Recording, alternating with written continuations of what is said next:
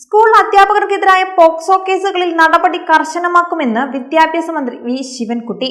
സംസ്ഥാനത്ത് പോക്സോ കേസുകളിൽ പ്രതികളായിരിക്കുന്നത് 88 സ്കൂൾ അധ്യാപകരും 13 അനധ്യാപകരുമാണ്.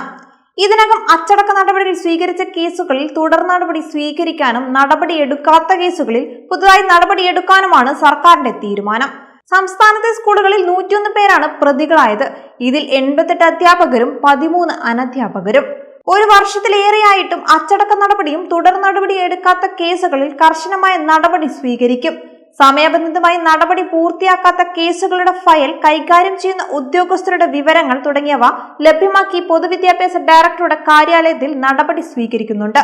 വകുപ്പിന് കീഴിൽ ജോലി ചെയ്യുന്ന ജീവനക്കാർക്കെതിരെ റിപ്പോർട്ട് ചെയ്ത കേസുകളിൽ എണ്ണം 77 ആണ്. ഇതിൽ 65 പേർ അധ്യാപകരും 12 പേർ അനധ്യാപകരുമാണ്. വകുപ്പ് തല അച്ചടക്ക നടപടി പൂർത്തിയാക്കിയ പോക്സോ കേസുകളിൽ ഒരാൾക്ക് നിർബന്ധിത പെൻഷൻ നൽകി 9 പേരെ സർവീസിൽ നിന്ന് പിരിച്ചുവിട്ടു. ഒരാളെ സർവീസിൽ നിന്നും നീക്കം ചെയ്തു. 45 ജീവനക്കാർക്കെതിരെ കർശന അച്ചടക്ക നടപടി സ്വീകരിച്ചു. ബാക്കി കേസുകളിൽ നടപടി സ്വീകരിച്ചു വരുന്നുണ്ട്.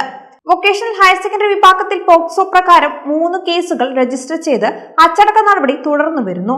ഹയർ സെക്കൻഡറി വിഭാഗത്തിൽ പോക്സോ കേസുകൾ ഉൾപ്പെടെ സർക്കാർ സ്കൂളുകളിൽ നിന്നും 14 അധ്യാപകരെയും എയ്ഡഡ് മേഖലയിൽ നിന്നും 7 അധ്യാപകരെയും സസ്പെൻഡ് ചെയ്തു. ഇതിൽ 2024-25 അക്കാദമിക് വർഷത്തിൽ സർക്കാർ ഹയർ സെക്കൻഡറി സ്കൂളുകളിൽ നിന്ന് 2 അധ്യാപകരും എയ്ഡഡ് മേഖലയിൽ നിന്ന് 2 അധ്യാപകരുമാണുള്ളത്.